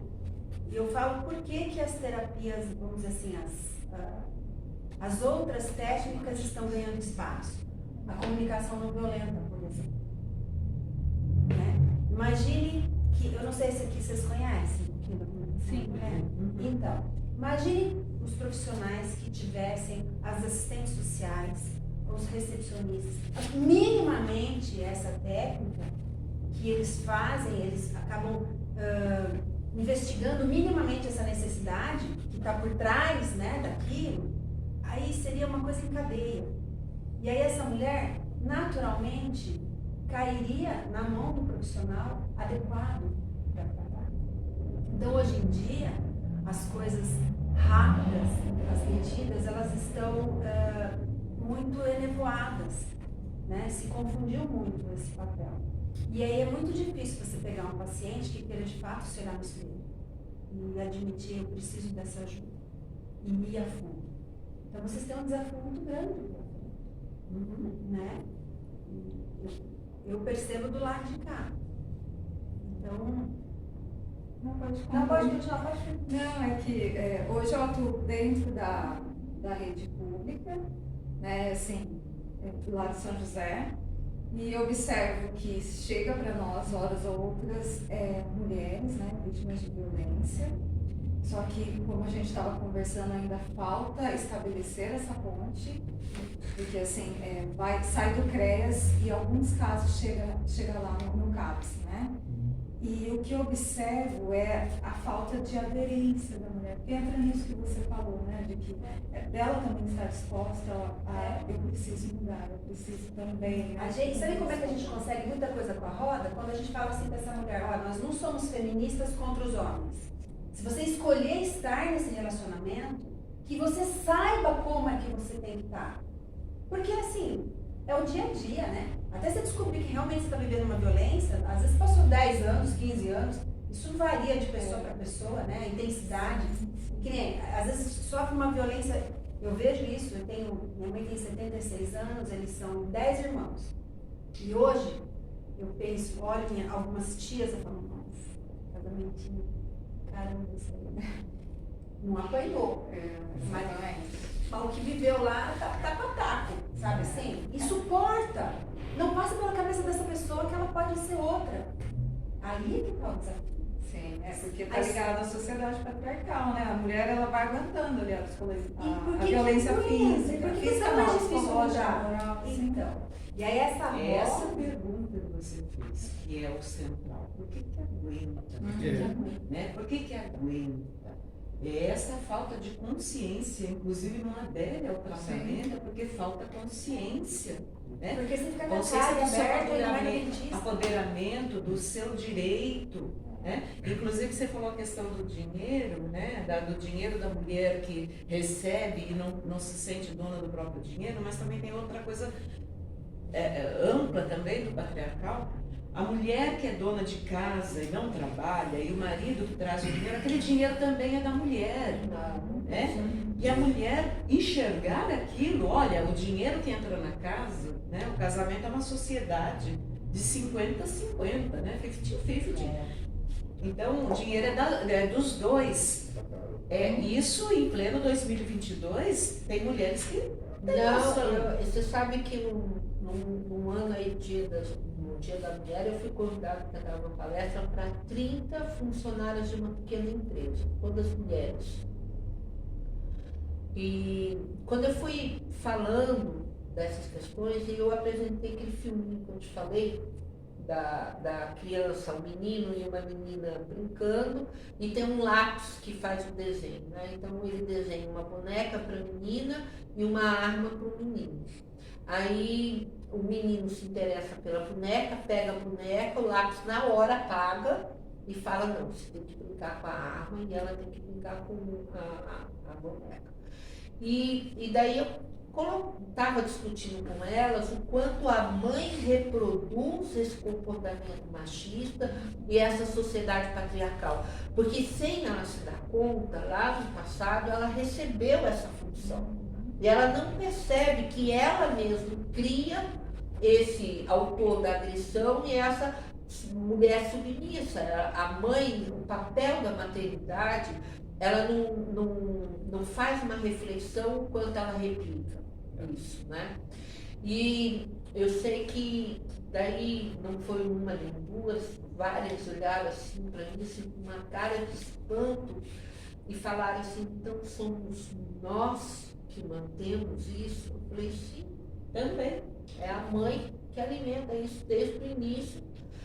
E daí eu comentei com elas perguntei para elas o que vocês fazem com o salário de vocês. Elas falam cooperadas, né? No final do mês, a grande maioria chega e dá para o marido. Eu falei assim, se você quiser comprar uma blusa, você tem que pedir para ele? Ela falou sim.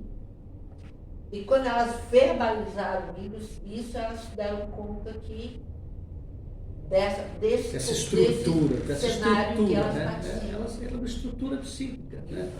Interessante quando a gente fala assim, né? Aquela pergunta, né?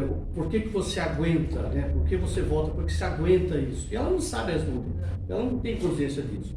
Agora, se você pergunta, se você acha que você merece isso, aí ela começa a se atualizar, né? Ela vai ter que entrar em contato com ela do que ela se tornou e do que ela está merecendo. Então, a gente fala que o clínico sempre fica procurando uma chavinha para tirar daquela repetição, porque o paciente sempre está preso numa repetição, né?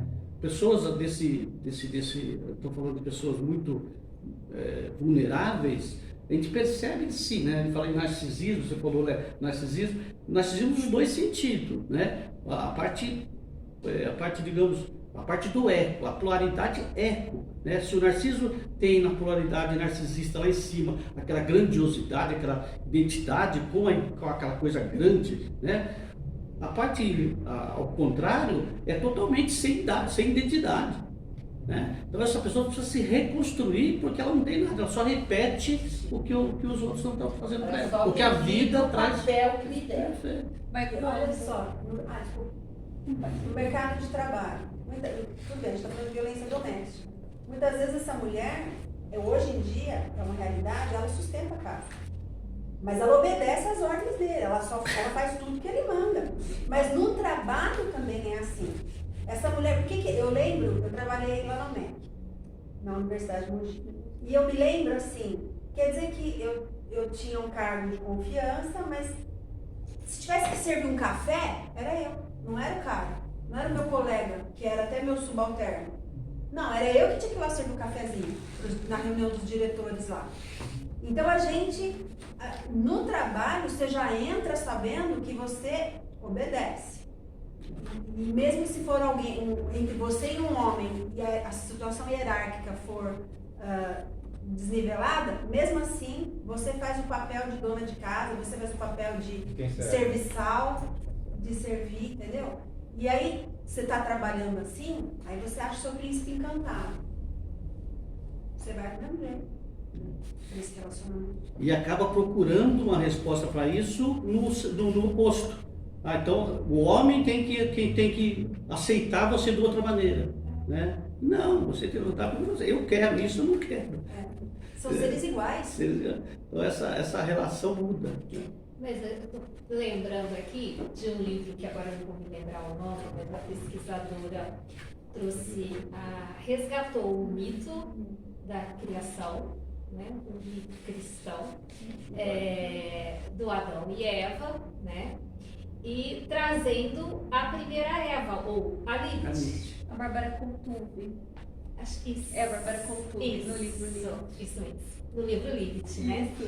E ela vai conversar com mulheres para saber, né?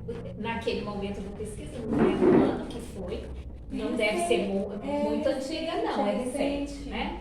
Mas numa ideia de identificar, né? Como as mulheres têm sido mais evoluídas. Porque Lilith foi a mulher criada para Adão, que gostou, né? Que não se submetia e que no ato sexual usava um brincar por cima. Então ela não se submetia. E ele não gostou. E ela foi banida. E tudo isso no livro do Torá, né? Isso. Judaico. No livro judaico, a gente encontra isso, né? Na Cabala também fala alguma coisa, né? Então, Eva foi criada da costela para ser essa mulher. E temos sido Eva. Foi uma construção, né? Uma construção social e fica, né? Você falou sobre estudos que leva em torno de 7 anos para que a mulher possa sair da violência, né? Eu acho interessante isso, porque eu acho que leva muito tempo mesmo, porque é um processo de conscientização, de individuação muito grande. Se nós fazemos análise, né, os psicólogos fazemos análise, a gente percebe o quanto foi um processo de desconstruir tanta coisa para construir, trazer um novo, para se individuar. Porque o se individuar traz muita fantasia de deixar de ser pertencente.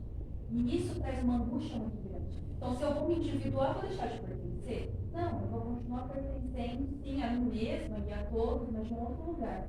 Então, é um processo longuíssimo, né? Eu vejo, fora da violência, já é um processo em espiral. É um processo de revisitar, um processo de voltar, um processo de suportar, de vida, morte e vida. Né? E eu fico pensando, quando precisaria ser ofertado para as mulheres esse lugar? E aí, como trazê-las, né, para este lugar? As que estão em vulnerabilidade, então é mais difícil, né?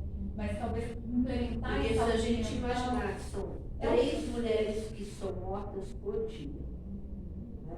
Cada 3 minutos uma apanha. É um número muito expressivo, né? Como trabalhar com essa realidade. sair desse lugar, tem urgência, né? Preciso sair desse lugar correndo, mas a psique não corre. Não. E a gente, para transformar, Ela pode, na verdade. ela Ela pode. pode de oposto. Ela vai no oposto e a Ela gente vai trazendo de novo e vai nesse É espiral. nesse sentido que o tempo acaba sendo, né, numa situação de emergência, o tempo acaba É isso sendo que tá difícil, né? difícil de Cronos e lidar. Kairos aí tá difícil. É. Porque o tempo cronológico das coisas é, a gente precisa resolver isso dessa mulher, ela precisa sair desse lugar, ela vai morrer. Mas o tempo de Kairos diz, olha, uns 10 anos aí olhando no processo para conseguir desconstruir muito enraizado, né? E é igual ela falou sobre, né, explicar também, olha, somos mulheres feministas, mas não somos contra os homens. Bell Hooks, adoro Bell Hooks, ela fala que o feminismo não é contra homens, é contra o sexismo. Só que Desculpa. para O sexismo. Então é uma forma de, assim, claro que quem comete o feminicídio são os homens. Sim, mas olha, a gente tem que considerar o seguinte, que de fato as feministas, elas têm uma energia em torno delas muito errada, né? Um conceito muito equivocado, muito distorcido, e esse conceito foi criado, é óbvio, né, pela ala conservadora, porque as mulheres feministas, elas vieram para quebrar, para chegar para as mulheres, para sacudir elas logo, peraí, não dá para continuar assim.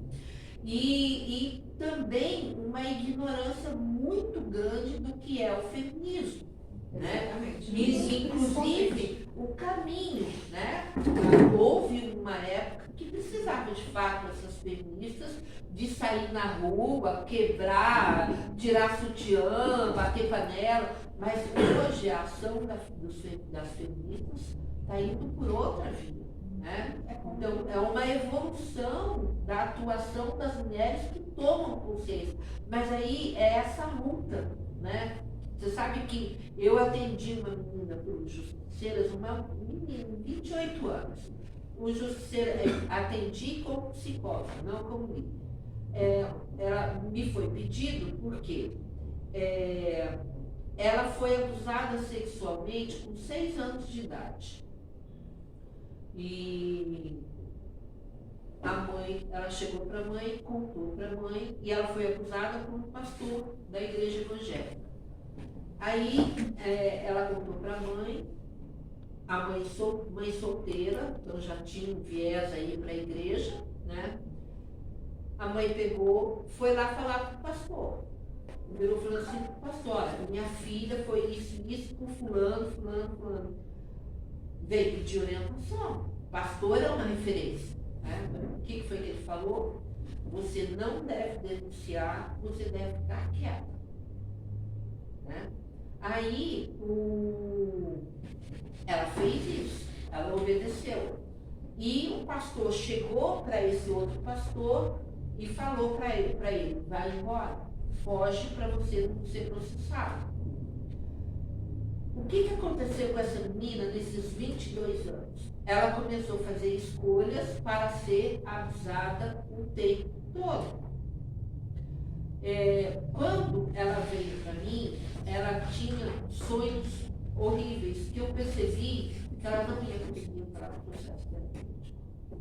Né? Eu acho que até se eu insistisse muito, eu poderia até provocar um sofrimento maior para ela, porque ela não conseguia suportar nenhuma elaboração. Né? Então, assim, a mulher, ela ainda vive essa questão dessa briga da manutenção desse conceito conservador de que a mulher tem que estar nesse lugar de se submeter. Né? Ainda hoje, né? Eu recentemente passei por uma experiência desse tipo de preconceito no meu meio de trabalho, que eu jamais imaginei que eu ia escutar. Né? Pessoas que estão no mesmo grupo que o meu de trabalho, a gente reza a mesma cartilha do lugar, e, no entanto, a postura, a fala e o compromisso é de manter esse conservadorismo, de não permitir que essa mulher se pergunte, eu quero continuar aqui. E não dá escolha, né? Não dá espaço para pensar, para refletir. O que eu gostei do livro da Bell Hooks é que ela é muito didática. Assim. As outras feministas, elas acabam sendo um pouco mais ferrenhas, a briga teve que aí tem da parte da escravidão, da sufragista. Que tem muita coisa. Muita briga, né? O legal da Bell Hooks é contemporânea e ela fala, não é uma briga de gênero, é uma briga contra o sexismo. Porque a mulher pode ser sexista, não é sobre gênero, é sobre o sexismo. O que a gente está tentando é isso, é combater o sexismo, né? Porque é ficar na polaridade, né? O homem e a mulher. E não entrar na Não dinâmica ter da alteridade. Isso. E ter homens, né? Então, se fala ela fala muito sobre os estudos que são, os amigos são todos homens, mulheres. Ela fala, o gênero, ele é muito bem-vindo. O que não é bem-vindo é o sexismo, né? Mas isso não é muito entendido ainda. É tudo muito confundido ou deturpado. Sim, distorcido. Tem uma consciência coletiva, a gente não pode esquecer o papel da consciência coletiva, né, gente? A gente está estruturado com coisas que precisam ser provocadas. Né? Se não houver uma provocação individual, a gente vai se manter nessa consciência coletiva, os valores vão continuar iguais. E pensando assim, lá, antes de Cristo, né, era aquela coisa do olho por olho, dente por dente. Entrou a era cristã, né, mudou isso, a mais os outros, né? E até hoje ainda tem olho por olho, dente por dente. Pode ter até quebrado, lógico, propulsou uma evolução enorme na humanidade, mas ainda existe esse reflexo. Mas o Byron explica muito isso no Martelo das Feiticeiras, no prefácio, né, do livro, quando ele vai trazendo então essa dinâmica, né, primeiro a matriarcal, né, da deusa, da grande mãe, depois a patriarcal, que vem dessa maneira, né, e quando Cristo vem, né, para propor a dinâmica da alteridade, que é dar a outra face, né, ele é usado, né, bifurca aí, né, entre aqueles que entenderam e que tiveram que, então, continuar o cristianismo, mas lá no escondido, né, porque a igreja veio e trouxe, inclusive com a Inquisição,